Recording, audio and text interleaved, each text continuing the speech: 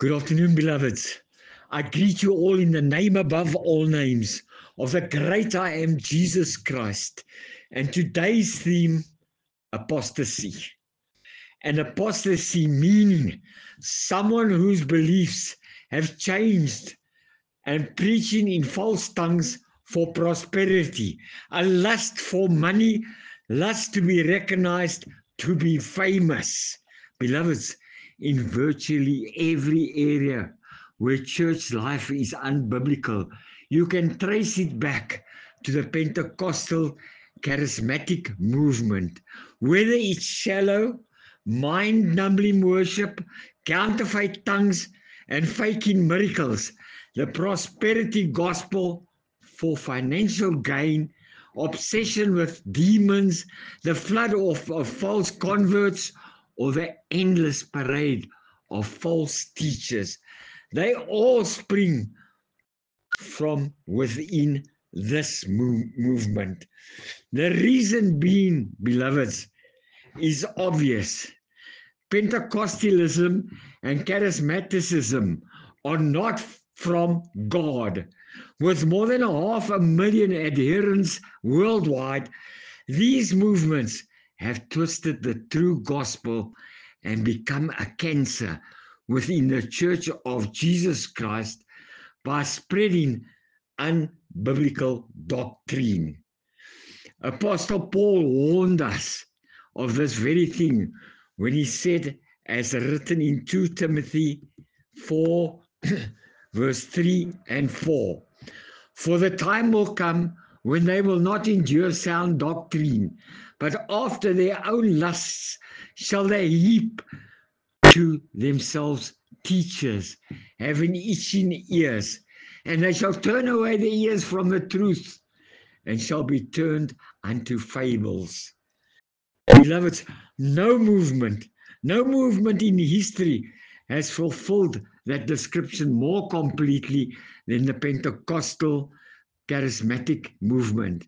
You will never grow to maturity in Jesus Christ by remaining in these groups or churches. Your only hope, beloveds, your only hope is to flee this aberration and run to Jesus Christ of the Scripture and to His Word alone. If you wish to mature in our Lord Jesus Christ, you must put away the childishness of tongues and reckless pursuit of signs, gifts. Instead, grow up into Jesus Christ by submitting yourself to qualified, honest men of God who faithfully teach you the written word. Do it now, beloveds, and spare your souls from stagnation and shipwreck. Because now already, in the end age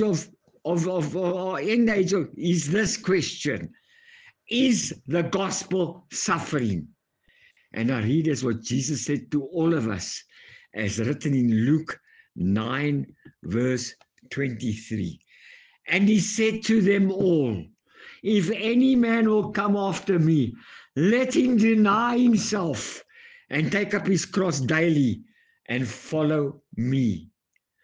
Beloveds, persecution due to suffering causes many to stumble and take offense. Many believed the lie that they would never face trouble. Persecution or tribulation, this false imagination leads them straight into sin and lawlessness, opening the door for false prophets and preachers who preach peace and safety with God that does not truly exist for them because of their refusal to pick up their cross and crucify their flesh. The rejection of the whole truth has caused their fall.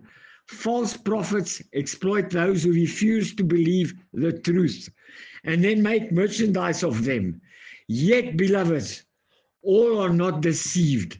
God always preserves a remnant, a few who are willing to walk his narrow road with him. These few, beloveds, now shine like the brightness of the sun, leading many to righteousness. You might think and hope this would cause those trapped in deception to return to the truth, but that is not the case. Instead, they take offense, not at Satan, but at their own brothers and sisters, us, beloveds, who are in Jesus Christ. They lash out with their insults, betrayal, and hatred. Their love grows colder than ever, and we have now become a target of their hate.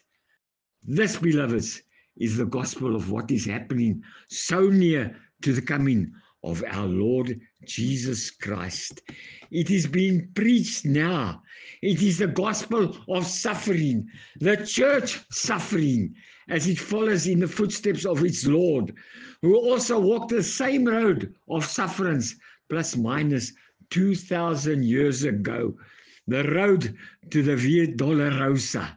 And for those who don't know what the Via Dolorosa is, in Latin, it is the way of grief or the way of suffering, the path through the old city of Jerusalem that marks the traditional route that Jesus Christ took on his way to his crucifixion, from his trial by Pontius Pilate to Golgotha. This suffering testifies to all nations of the deep love and faithfulness of us the saints for our Lord Jesus Christ, and of his grace upon all the saints. Excuse me. Meanwhile, beloveds, as for apostates, they wait for one man to arise as the Antichrist. They remain blind to the truth that they themselves have already got the spirit of the Antichrist and are fulfilling his role. They have become the abomination in the temple. They are the cause of the desolation that come upon them. Their lovelessness towards their own brethren and the lies they preach in the name of Jesus Christ reveals their refusal to repent and turn back. These are the days of the great falling away. The spirit of the Antichrist is already in the temple.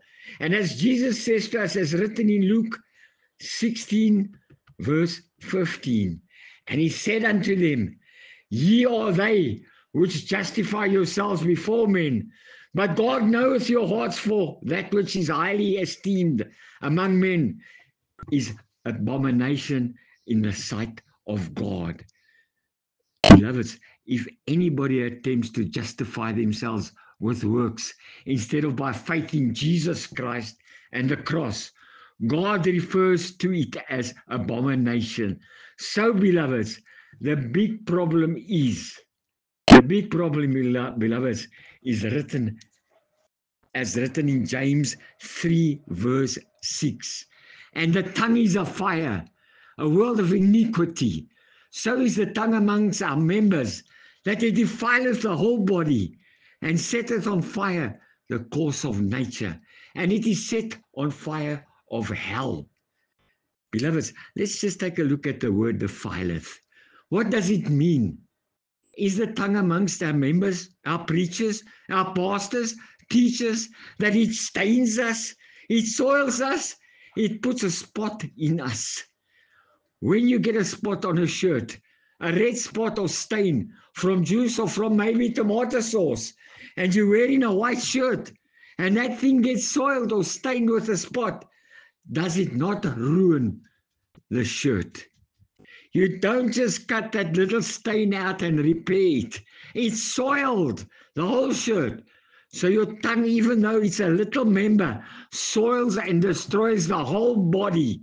Just as a shirt gets soiled and a little spot gets on the shirt, throw it away.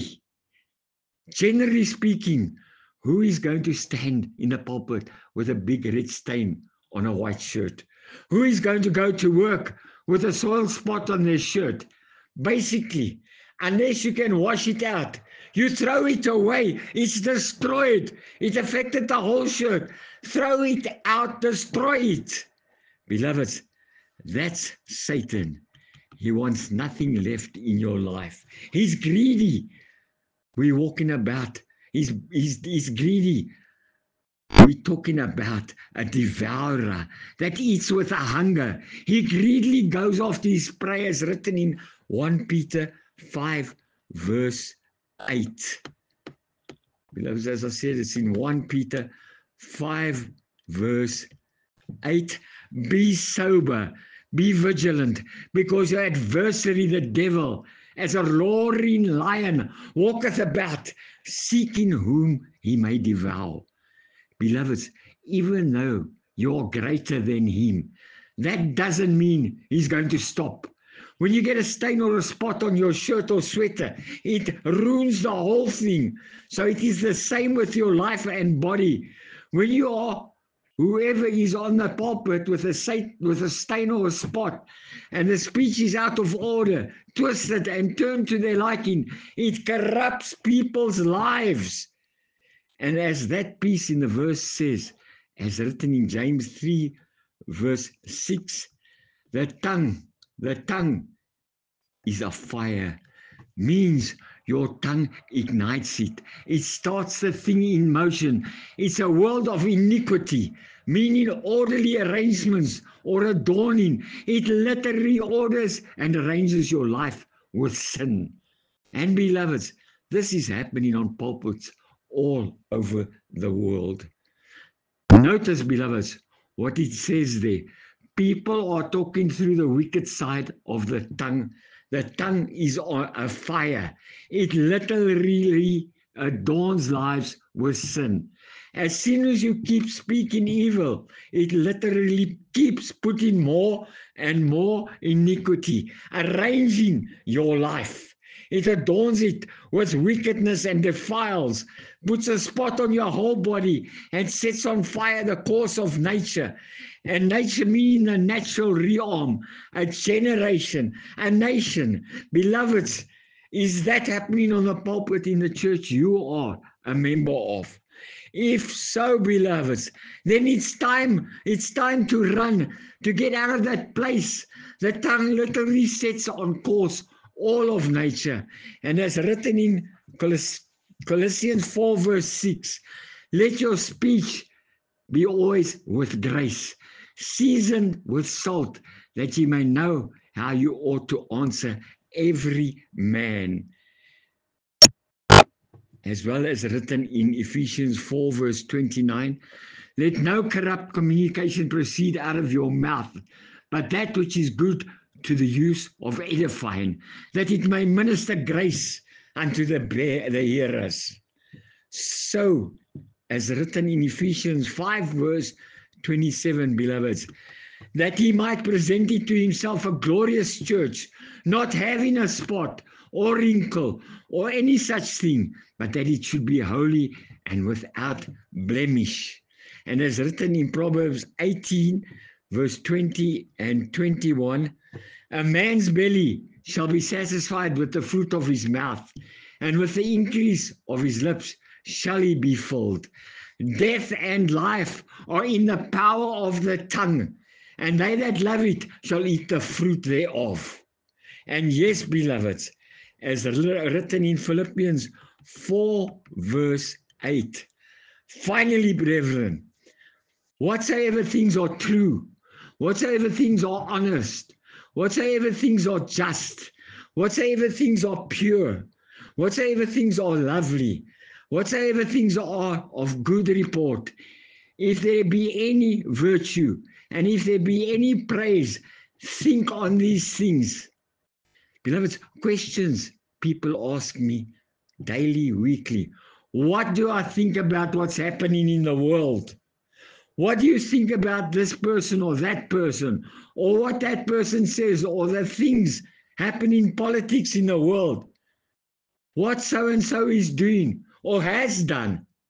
Beloveds, the truth is, I don't think about it, as my home is in heaven. Yes, I'm aware it's happening, but that doesn't mean I need to be like everyone else in the world and think about everything everyone else does and have opinions and gossip about everything like everyone else does. As written in Exodus 23, verse 2, beloveds, thou shalt not follow a multitude to do evil, Neither shalt thou speak in a cause to decline after many to wrest judgment. Beloveds, just because you may think about worldly things, the news, the media, what so and so did, every little thing that's happening in the world doesn't mean I do. As I am not from this world, as written, what Jesus says to us, as written in John 15, verse 19. As I said, beloveds, John 15, verse 19. Oh, I just want to get there, beloveds. Just give me a chance. John 15, verse 19. If you were of the world would love his own. But because you are not of the world, but I have chosen you out of the world, therefore the world hateth you. Beloveds, this is what fills my head, what I think about all day long. Finally, beloveds, whatever is true, whatever is honorable and worthy of respect, whatever is right and confirmed by God's word, whatever is pure and wholesome, whatever is lovely and brings peace, whatever is admirable and of good repute, if there is any excellence, if there is anything worthy of praise, think continually on these things, as it is written in Philippians 4, verse 8 and 9. Finally, brethren, whatsoever these things are, whatsoever things are honest, whatsoever things are just, whatsoever things are pure, whatsoever things are lovely, whatsoever things are good report, if there be any virtue and if there be any praise, think on these things, those things which you have both learned and received and heard and seen in me, do, and God, the God of peace, shall be with you. So, beloveds, as written in Romans 12, verse 2, and be not conformed to this world, but be you transformed by the renewing of your mind, that ye may prove what is that good and acceptable and perfect will of God. As well, beloveds, as written in Colossians 3, verse 2, set your affection on things above, not on things on the earth, as well as Ephesians 4, verse 23, and be renewed in the spirit of your mind, because, as written in 1 Corinthians 2, verse 16, for who hath known the mind of the Lord, that he may instruct him? But we have the mind of Christ. With, as written in Galatians 5, verse 22 and 23, but the fruit of the Spirit is love, joy, peace, long-suffering, gentleness, goodness, faith, meekness, temperance. Against such there is no law. Beloveds, do not believe the lies of Satan and his false apostate prophets. As Jesus says to us what they are, as written in John 8, verse 44. Ye are of your father the devil, and the lusts of your father ye will do. He was a murderer from the beginning, and abode not in the truth, because there is no truth in him. What he speaketh, a lie. When he speaketh a lie, he speaketh of his own, for he is a liar and the father of it. And beloveds, as what Jesus says to us is written in John 10, verse 10, the thief cometh not, but for to steal and to kill and to destroy. I am come that they might have life, and that they might have it more abundantly. Beloveds, at the time Apostle John wrote this, the Israelites were under Roman rule, where oppression, poverty, and unrest weighed heavily on the Jewish people. Religiously, they were bound to heavy burdens of Pharisaic traditions, longing for deliverance. Socially, divisions between rich and poor, Jew and Gentile, sinner and religious elite created walls of hostility. The gospel of Apostle John was for both Jews and Gentiles, emphasizing Jesus Christ as the eternal Word made flesh and the Good Shepherd who came to bring life. This verse is explained in detail because false shepherds, as well as the religious leaders who sought power, were exploiting the people. Jesus Christ himself, as the true shepherd, who gives not just life, but abundant life, not as the enemy, the thief, who comes to steal, to kill, and destroy.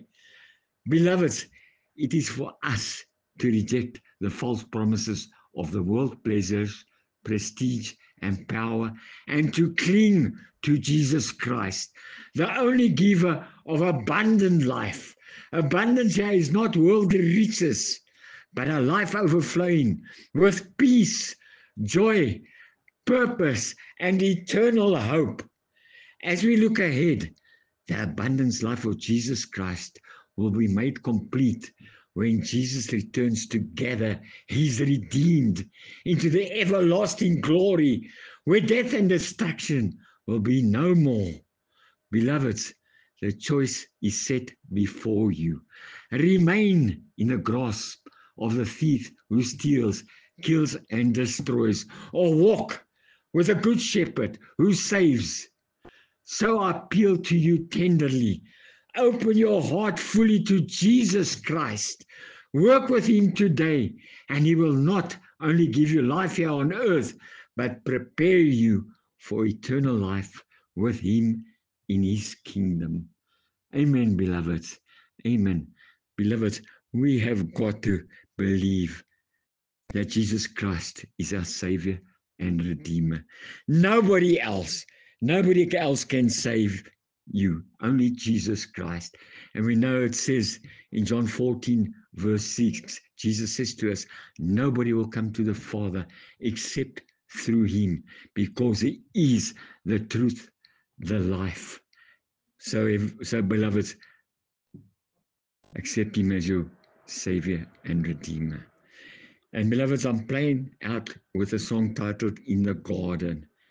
Beloveds, make sure you're walking with the Jesus Christ of the Word, the Bible. That's your Savior and Redeemer, not these false people and prophets who follow Satan. Amen, beloveds. Amen, amen, amen.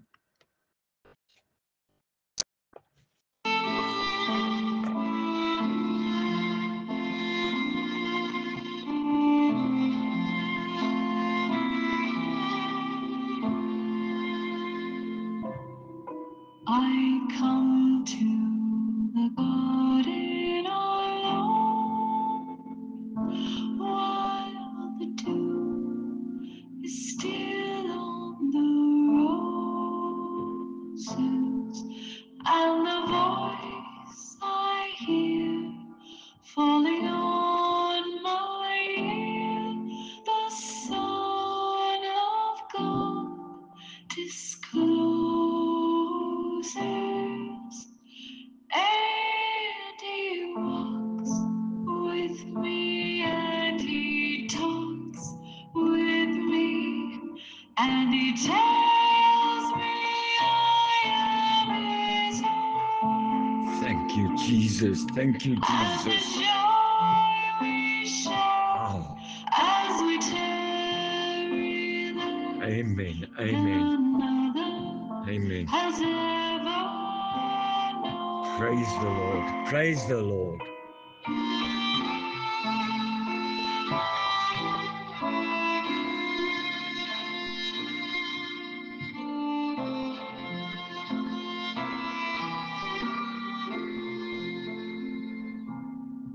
He speaks, and the sound of his voice is so sweet.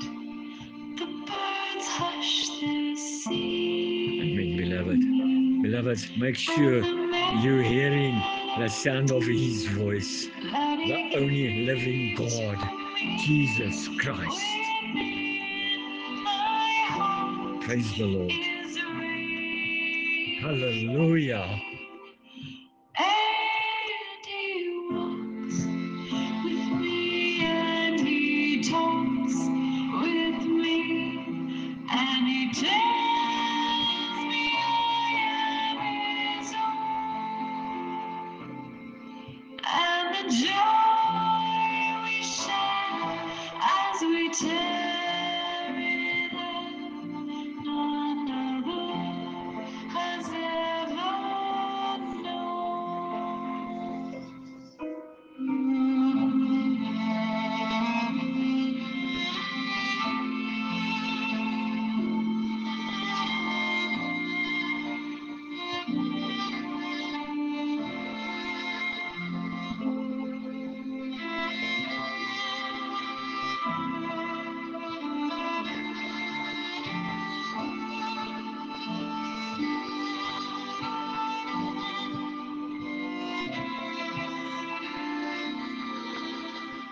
And he walks with me, and he talks with me, and he tells me I am his own.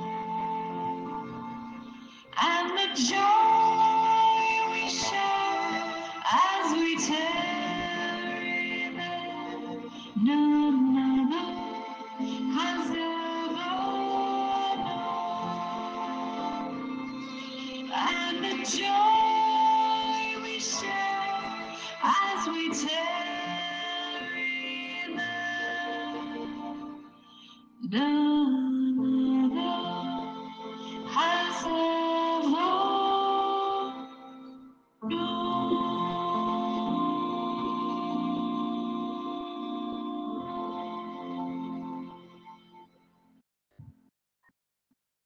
Amen. Amen, my beloved. Amen. Have you heard his voice tell you that you are his own? Beloved, just hold on. Hold on to the great I am, Jesus Christ, till the end. Amen. Beloved, I pray you all a wonderful, wonderful, blessed day further. Week as well. Look after yourselves. Never stop praying, reading the Bible, and talking to Jesus Christ. Walk with him and talk to him. Amen. Amen. Amen. And amen.